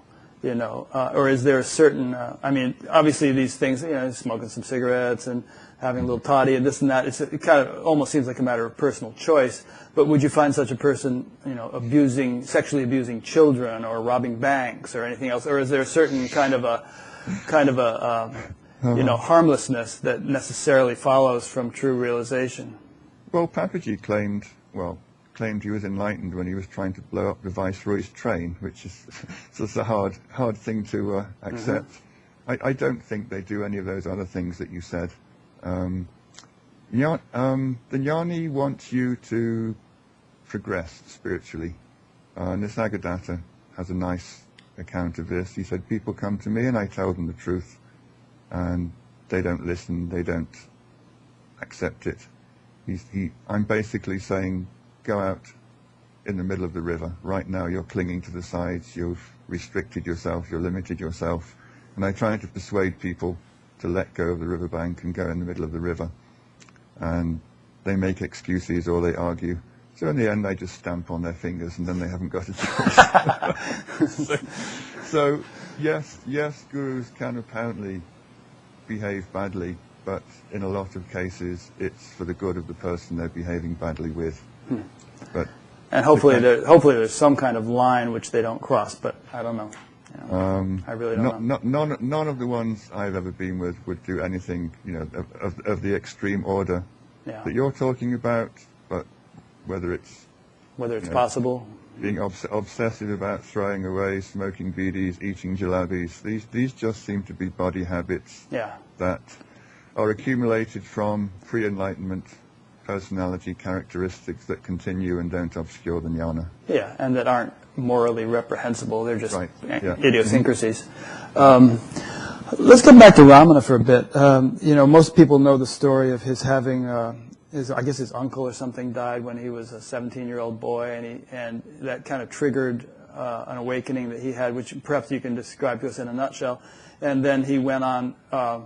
He soon left home and went to Arunachala and spent many years there. I guess let me formulate a question out of this, which is that would you say, or did he say, that that initial awakening he had when he was still in his parents' home and lay on the floor and as if went into a dead state and came out transformed, was that full enlightenment, or was that sort of an initial opening that had to mature through all those years where he was sitting on the mountain in deep silence and eventually came out into the world of activity again? Did there have to be that? Was there a maturation period in which somehow integration and stabilization took place? Basically, no. He was categoric on this. And it wasn't his uncle died. His father died when he was 12, and that necessitated a bit of a shake-up in the family. But the actual enlightenment experience happened when he was 16. He was in his uncle's house. The uncle hadn't died. And I've been doing some research on this recently, and I wrote a long article about it. It's things that I didn't really know till quite recently. That he said that he had this previous life inclination to do self-inquiry. There's a Tamil word called Vittukurai. Vittukurai means work that you've done a lot of in the past and which compels you to a particular course of action in your next birth. And he said it was self-inquiry that he'd done in the past, and that somehow he hadn't quite completed it, and he had to complete it in one more birth. So he was clearly in a very, very advanced state. And that, this again is not part of the biographical record that I can prove. He had this fear of death when he was 16, and having talked to other teachers, I think the fear was precipitated by his sense of individuality actually beginning to subside into the heart. When you get very close to the heart, there's a little bit of panic and fear that kicks in. So I think Ramana was actually in this state where his eye spontaneously, without any effort or practice, was beginning to sink into its source. And it got so close that the eye itself suddenly thought, I'm about to die. Now, in an immature person, what would happen is the eye would jump out again and the panic would stop. But Ramana was so pure, so mature, that he was able to watch it disappear. Now that there is a standard account of Bhagavan's life, which appeared in the first English biography, and the man who wrote it put a footnote in there saying he'd seriously embellished it, and that he'd put a lot of personal pronouns in there because the account he was given by Ramana was a bit impersonal. But Ramana told the same story to his Telugu biographer, and it was recorded a lot more accurately. And it wasn't something that Ramana did, which is the way it sounds in English. It was something that happened to him. So in the Telugu version, the experience starts as he was lying on the floor, and the fear came. And there's an impersonal use of the verbs. The body lay on the floor, the limbs stretched themselves out. At no point does he say, I did this, then I did this, then I asked myself, who am I? So I think some process took him over. At some point during the process, he did ask himself, who am I? And as a result of asking that question once, he got the right answer. The eye went back to its source and it died. And from that moment on, he was in a permanent state of liberation. He never had to do anything again. He did go through a period of being totally out of it, for want of a better word. He was sitting unconscious in samadhi, but that wasn't in any sense a maturing of the experience. I think that was just something his body had to go through. He said the experience has not changed in any way whatsoever since that moment in 1896 when the eye died. He said the body might have changed, but inside the experience never did. I would surmise, and feel free to contradict me, that although the experience itself didn't change one iota, as you say, that it was something, what he did in the ensuing years was something the body had to go through. And, insects gnawing at his legs and all the, stuff that he did. Somehow, again, he did is the wrong way of putting it, but all the stuff that the body went through all those years was perhaps a preparation of the body for being able to function in his later years as the guru that he became, interacting with other people, running an ashram and all that. That somehow there must have been some kind of physiological transformation taking place, perhaps for the body to catch up with the experience that had dawned subjectively. Does that make any sense, or did he comment on that in any way? He had a school friend called Rangan, and they used to wrestle at school, so they had one-on-one body contact. And he came to see Bhagavan in Skandashram, and he was massaging his legs, and he said, Bhagavan, your legs used to be so rough when we wrestled. It was easy to get a good grip on you because your body was so rough. Now it's all smooth and silky. What's happened? And Ramana said, oh, that was the old body. It was burned by Jnana-Agni, the fire of jnana. This is a totally new body. So, interestingly, he did concede that the power of the self had completely transformed, at possibly a cellular level, what was going on in his body. I don't think that necessarily made him more capable of teaching. It definitely didn't increase or change in any way his experience of the self. It was just a side effect of the self working on that body over several years. Well, that's kind of what I was trying to say, that it seemed that the awakening of jnana necessitated or demanded or resulted in a physiological transformation that required his withdrawal from activity for a certain number of years while that transformation took place, even on a cellular level, as you say. And then when it was complete, he resumed a more active life. I say this with no authority, just a small sample size. It seems to me that if you've done a lot of spiritual practice very intensely and you suddenly get enlightened, you slip into it quite easily. It's not a big shock to your body. Right. If like Ramana, you suddenly get immersed in it, it's quite a shock to your system, and it closes down for a bit, and it takes a while to function normally. Yeah. That's my observation on a small sample of people. I don't know if it's valid or not. Yeah, I have the same sense from things I've read and heard. So well, let's talk about Arunachal a little bit. So he left home, went 100 kilometers or whatever it was to Arunachal and spent the rest of his life there. And he regarded Arunachala as Shiva incarnate. obviously a superficial observer would come and see a rock, a mountain, and all this would sound like nonsense. But what is it actually about Arunachala that you feel is going on a subtle level that attracted him and so many others to it, and do to this day? He always told people who said, you know, I've come to see you, some power made me come and see you. He said, it's not my power that's making you come and see me. The power of Arunachala brought me here. That same power is bringing you here. You're misattributing it to me. Mm-hmm. So he accepted that Arunachala had a magnetic power in the sense that it attracted right souls to itself and ultimately had the power to absorb them in itself. It's really not something rational or logical. I've attempted to talk to other people like Lakshmana Swami, for example. He is, in the time I was with him, absolutely mesmerized by the mountain. He said, when I look at that mountain, I feel I'm in the presence of jnana. I know that this mountain is emanating the same power, the same grace that I feel off a living guru. So I would say, well, where did it come from? This is crazy. You can't have one lump of rock in the middle of nowhere, you know, emanating this. It must have had a cause. So I was playing, asking leading questions. I said, well, was there some great being who died here and the power is still here? No. And one by one, I'd offer all the solutions, all the practical, sensible solutions. And he'd say, no, that's not it. No, that's not it.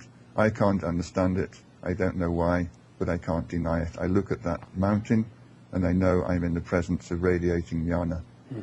So, Jnana Sambandha, he is a 6th century Tamil saint, and he came to Tiruvannamalai, and he looked at the mountain, and he had this very nice phrase called Jnana Tiral. Jnana Tiral in Tamil means distilled jnana. He looked at it, and he just had exactly the same experience that Lakshmana Swami did, that Ramana did. They just look at it and they know they're in the presence of jnana. And the first verse of Arunachala Ashtakam, one of Ramana's poems, says, look, there it stands like an insentient lump of rock. Mysterious is the way it works, beyond all human understanding. That's as far as anyone's got. The ones who have the faculty, the perception, to know what it really is, see jnana, but not a single one of them has ever come up with an explanation for it. There are parallels to this. I mean, New Age people talk about power spots around the world, exactly. like Sedona, Arizona, and various places. And I think, you know, Native Americans and other cultures recognize this sort of thing. And even the Hindus. I mean, Mount Kailash in the Himalayas is said to be an abode of Shiva, and also, it just seems that. And since we're talking about Shiva and Kailash and you know, Arunachala is supposed to be Shiva incarnate or an abode of Shiva. What? Oh, no, Ramana would pick you up if you said that to him. I was going to, go ahead. He said Kailash is the abode of Shiva, Arunachala is Shiva himself. Oh. He really said there is no distinction between the mountain and Shiva.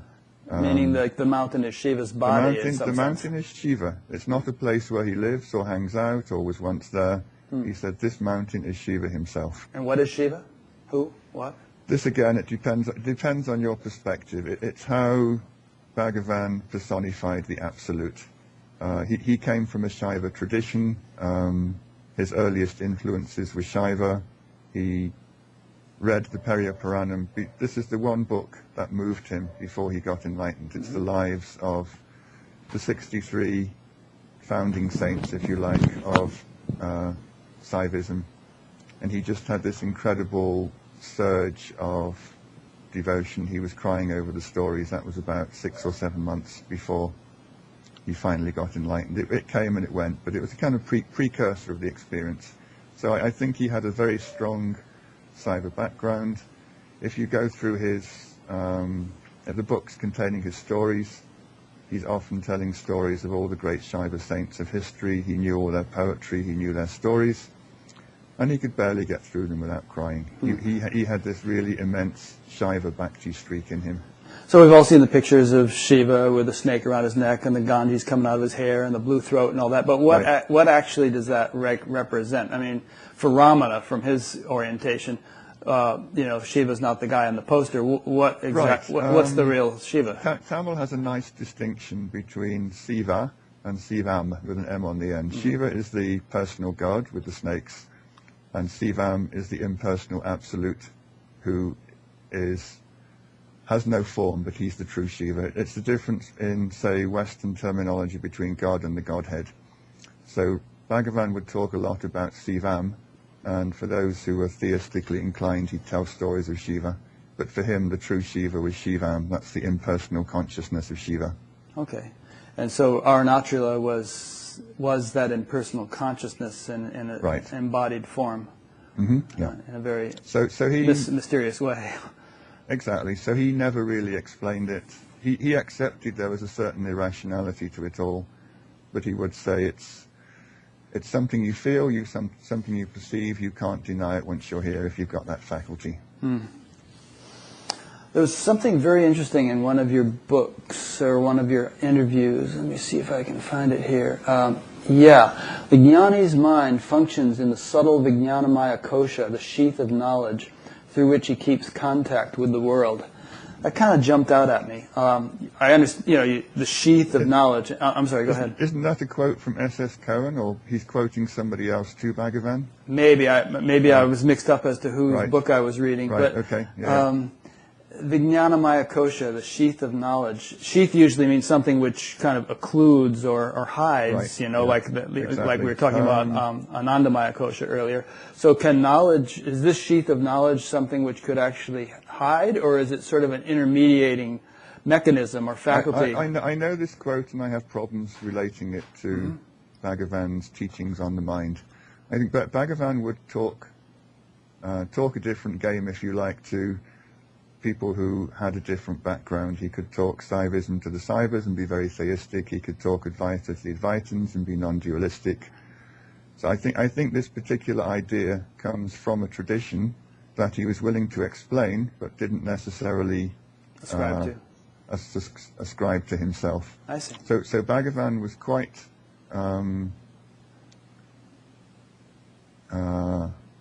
clear that mind does not exist in the state of liberation. It doesn't function through any particular kosha or faculty. He had this term manonasha, which means destroyed mind. He said destroyed mind is the state of the jnani. You, as a person who has a mind, might look at the jnani and you might see him appearing to deliberate, make choices, act in a normal way, and you might think he has a mind, but that's just your projection of how your mind works onto how he's functioning. In truth, there's no mind in there making these decisions, making those choices. And how did Ramana define the mind? What is the mind? Mind is, he had lots of synonyms. He said it's the I thought, it's your individuality. See, the problem with mind is it's not a Hindu term. In English, it has particular connotations. For example, you have the intellect, the manas and vijnana in Hinduism. We don't really have those distinctions in English. We just call them mind. So when Bhagavan said mind has to go, he's not talking about thoughts, which is interesting. What he's talking about is the thinker of the thoughts, the maker of the decisions, the chooser of your courses of actions. He said what has to go is this whole idea that there is somebody in there who makes decisions and then carries them out. He said when that chooser, when that decider has gone, mind has gone. But Bhagavan would often sit there and somebody would walk in and he'd say, I was thinking about you and you showed up. Thoughts were still there. What wasn't in there is somebody organizing those thoughts into a personality or an entity that was bounded by the body. And he read the newspaper, and he listened to the radio, and he probably thought about the things he was reading and listening to, and but you're just saying that one can have thoughts without having a mind, because mind means if we're defining, sense of ego or individuality. Yeah, mind for him was the mechanism that coordinated all your thoughts, decided it was a person inside a body and saw a world outside of itself. He said that whole superstructure is a creation. It's a badly running, badly functioning program in your brain, if you like. This whole idea that there's someone in there who sees something out there, and that the person in there has to choose how to decide and interact with what's out there. He said that's mind. He said when mind goes, there's nobody left who thinks, chooses, decides, but thoughts can still be there. And the world can still be there, or no? That's another interesting one. He said the world as an external entity ceases. So Tamil, Sanskrit loka and the Tamil aluga, they're basically the same word, that which is seen. So it's an interesting, subtle distinction between how we say world. So that which is seen, according to Ramana, is created by that which sees it. He only ever wrote 2 lines about his own enlightenment. Lots and lots of people have tried to write down his version, but he just wrote a little couple of sentences that said, "Inquiring within who is the one who sees, I saw that seer disappear, leaving that alone which stands forever. No thought arose to say, I saw. How then could the thought arise to say, I did not see?" So his sutra-like summary of that experience was that by inquiring into the nature of the one who saw, that I went back to its source and disappeared, after which there was no one who saw and nothing that was seen. He said this dichotomy between seer and seen is actually the I inside you that creates it. I once heard a lecture on the concept of lesha vidya, or faint remains of ignorance, and it was argued that even the most enlightened person needs a faint remains of ignorance in order to function in the world. Otherwise, they won't be functional. In other words, they're, obviously, ultimately, even from the standpoint of modern physics, there is no world, there is no manifestation. It's all just sort of nothing ever happened, to use the title of your book, about Papaji. But if one is to eat and breathe and interact with people and all, then food has to be recognized as food, and you don't want to pick up a piece of dirt and put it in your mouth. I think these are postulations by unenlightened people who can't understand what jnana is and how it allows you to function. I think they're little stories you invent to make sense of how jnanis behave. You talk to these people, and they say, everything I do, everything I say is direct prompting from the self, that I don't need a peg to hang my worldly interactions on. But when you walked in the room, let's say in Lucknow, Papaji said, "Oh, David is here." Right. He didn't say, "Who's that woman?" Because he was able to sort of make relative distinctions in an apparent world. The world didn't disappear so completely that one couldn't function or interact. This takes us into a rather illogical, bizarre realm of metaphysics, in that Ramana, Papaji, and all similar Advaitic teachers would say that everything that you see is a projection of your own mind. So the Papaji who said, "Welcome, David," is the creation. The form of Papaji who sat on his little bench and said, "Hello, David," is my projection. Bhagavan had this analogy that the guru is like the lion who appears in your dream. If you're an elephant, the elephant has a lion dream, the lion roars and the elephant wakes up. So the appearance of a form of something in your dream is sufficient to get you out of the dream. So the Bhagavan who sat on the sofa, the Papaji who sat on his little bench and said, "Welcome, David," and appeared to recognize you, is part of your projection. There aren't separate individual jivas all inhabiting a common universe. You create all the jivas out there, and you designate one of them to be enlightened and say, "Please help me." I got into this with Michael James, and we won't necessarily do it exhaustively, but just that there seems to be an objectivity to the world which doesn't hinge upon individual perspective. And I use the analogy of like when we all dream at night, all 7 billion of us on the planet, we all dream different things, and we can't really participate in each other's dreams. But when we wake up, we can all look up and say, oh, there's the moon. So there's a certain kind of consistency or stability to the relative creation. And if one of us dies, the world disappears for that person, but the same moon and everything else is there for the other people. And this might seem kind of metaphysical, but I think this is the common sense view. Okay. There are two strands. I haven't seen Michael's interview. I mean to watch it. There's Drishti Shrishti and Shrishti Drishti. Did he go into this? No, not in those words. The Shrishti Drishti idea of creation is that there's a permanently existing external world into which we're born, which is full of other similar jivas, and we go through it and we die and the world continues to exist. Mm-hmm. He said that's common sense, that's what science tells you, but what Ramana is saying, sorry, that's a misperception, a misprojection. There is only you, and you are creating a dream world in the same way that you make a dream world at night, and that there's a possibility of waking up from this dream world to a reality in which you know that there is no external world. And there are no external jivas in it. That makes sense if you take the you to be the true you, because not the that which the cosmic mind, so to speak, the cosmic jiva, creating a sort of a dream world out of itself, and we're kind of characters in that dream. But when you kind of make it hinge the whole thing on one individual perspective, then people have trouble with it.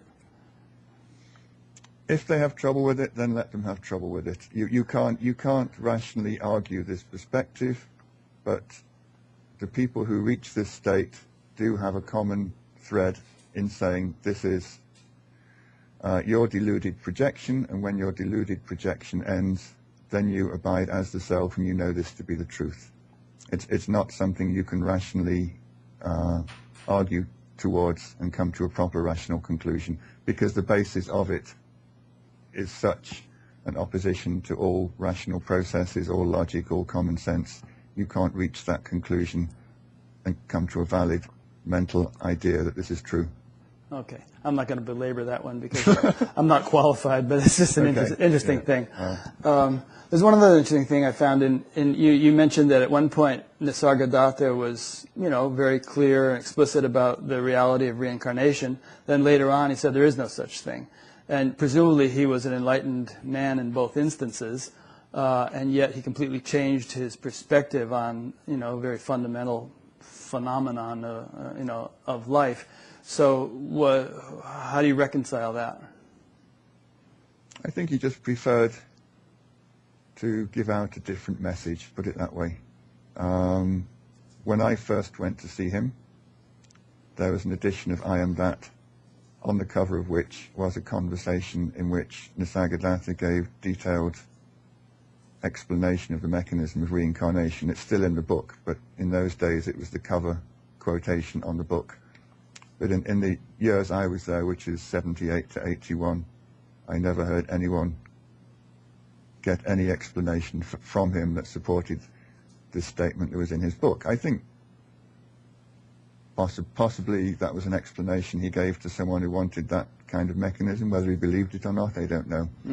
What Ramana would say is that once you know that you're the self, you know that birth and death never happened, you know that there's no reincarnation, you know there's no creation. But, he said, if you are an embodied jiva, if you live in a body, then a whole different set of apparent illusory rules come into existence which govern the functioning of that body. He said Ishvara, the personal God, is created. Ishvara hands out karma to you, you reincarnate. Ishvara has a kind of judging process between lives. In this whole reincarnation, business goes on. Samsara continues indefinitely because of your idea that you're a body. And he said as soon as that idea is definitively ended, you know that there's no reincarnation, you know there's no I am the body idea. Yeah. So it's two completely different perspectives. One, the true experience of the jnani is that nothing ever happened, no world ever came into existence, nobody ever got enlightened, nobody ever got reincarnated.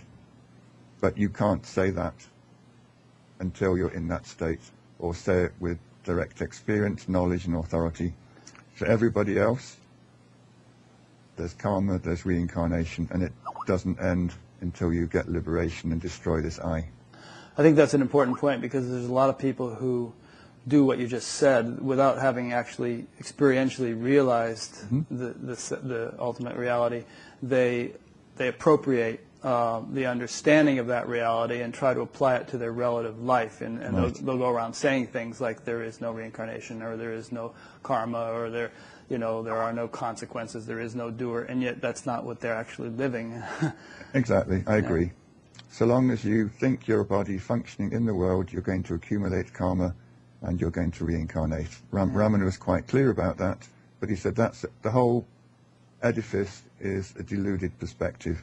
He said once that deluded perspective ends, there is no karma, there's only self. I think, personally, I find physics very helpful in understanding that. Not that I'm not a physicist, but, I've heard lectures by physicists saying, there's a level of creation at which none of the forces and fields which manifest as creation have manifested yet. And, there is no gravity, there is no electromagnetic force or any of these other things. There are no material objects. And that ultimately is the truth of the matter. But then, I don't think science has yet reached the point where it's willing to accept that everything you see is your own creation. They still see it as an external reality. They may differ over the content and quality of that external reality, but I don't think science is willing to accept that you project that external reality out of your pre-existing desires. Yeah, there's some physicists, though, who will, in fact, I'm going to this conference in a couple of weeks, a Science and Non-Duality conference, and there'll be physicists there saying that ultimately it's all consciousness, and then and analyzing how within itself consciousness somehow appears to give rise to all the degrees of manifestation, but that it does so without without converting itself into something different. But they're seeing the universe as an object that has a set of rules which combine into creation or unmanifest parts of the universe. They're not somehow taking that step backwards, that there is a perceiver of the universe, and that perceiver of the universe is the one who created it. That really is the extreme position of most of the Advaitic sages, that everything you see is your own creation. Well, you know what? There isn't an external reality out there. I'll tell you what I'm going to do, Dave. When I go to this Science and Non-Duality conference in about a week, I'm going to try to formulate a question. In fact, if you feel like typing it up and sending it to me, I'll express it in your words, and I'll ask one of these physicists who talk about the science, physics and consciousness, and we'll see what kind of answer they give, and I'll post it. I got invited to that myself and decided not to go. I just thought this is you can't argue this kind of perspective with scientists. We don't have enough common ground to do it. Well, you'd be surprised. I'll send you a couple of videos to watch and see what you think. But basically, it's not a debate between spiritual people and scientists. It's more like a collaboration, and and people have their own presentations in which they just say what they want to say, and people, the audience attends this, that, or the other presentation. So I think you'd be a very popular guest if you were ever to attend. I just remembered somebody was pestering Ramana about the irrationality of all this once. And he said, this isn't scientific. Yeah. And Ramana came up with this wonderful line that said, eschewing unreality until only reality is left is the essence of science.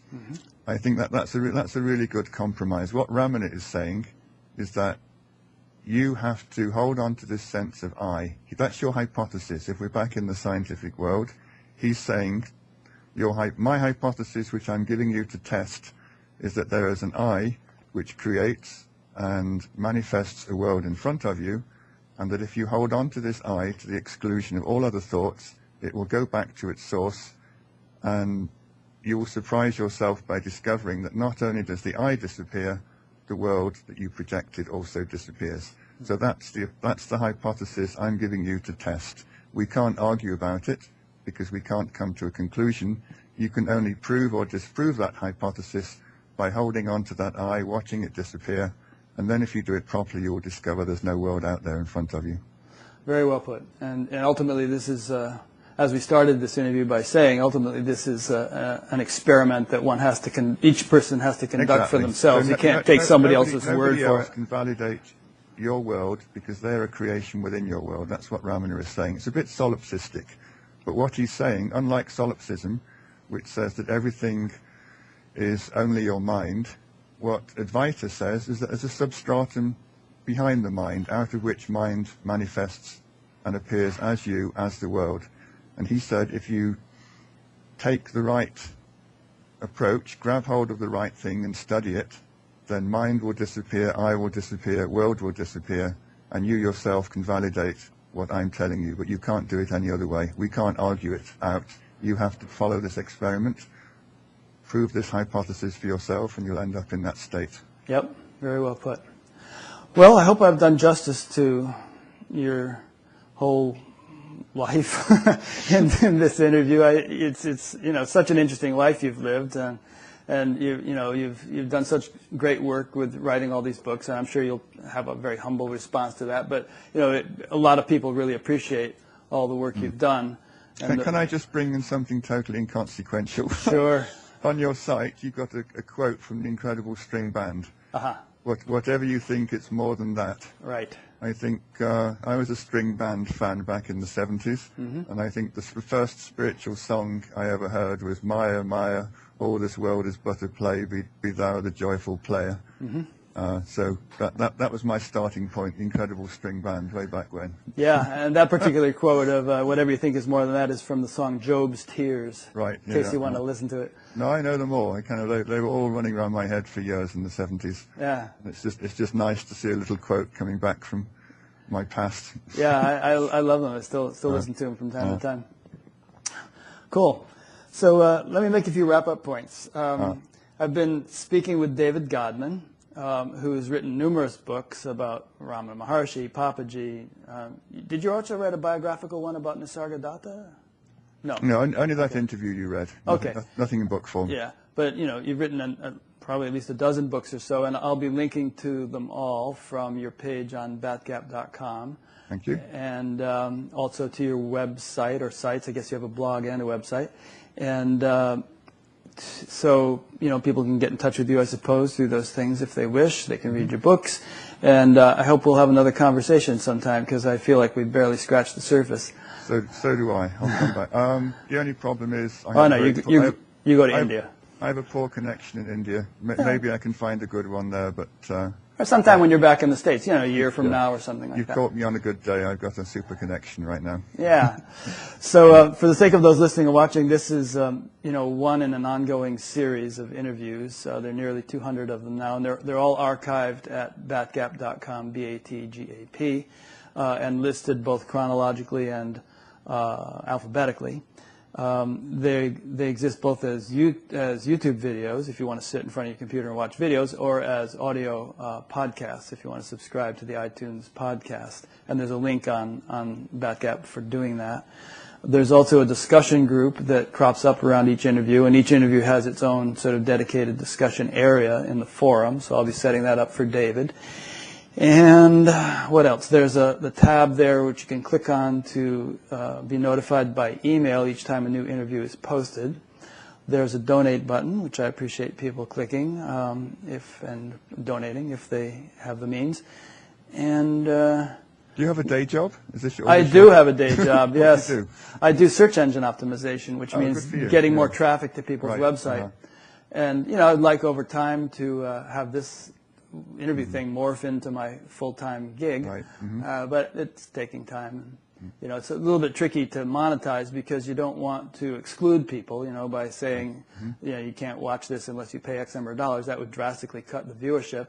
But on the other hand, and you don't want to necessarily be selling teacups and T-shirts, but they're donations, and the donations have enabled me to cut back slightly on my day job hours. And hopefully over time, as the show grows in popularity, it'll enable me to do it full time. Yeah.